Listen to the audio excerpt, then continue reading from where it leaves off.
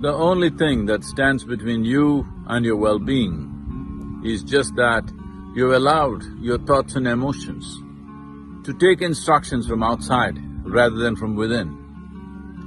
Well, your thought, your emotion, I would say even your chemistry and your energies should take instructions from you, because these are all your faculties and the fundamental nature of who you are must work for your well-being.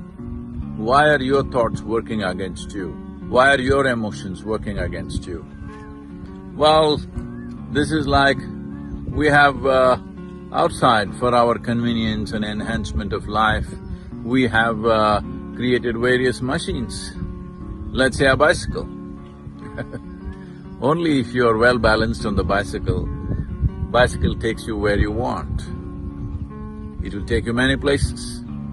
But if you do not know how to balance, or your eyes are closed and you ride, then of course it'll break your bones or maybe take your life. This is what is happening with the vehicle of your mind, that your mind is not taking instructions from you.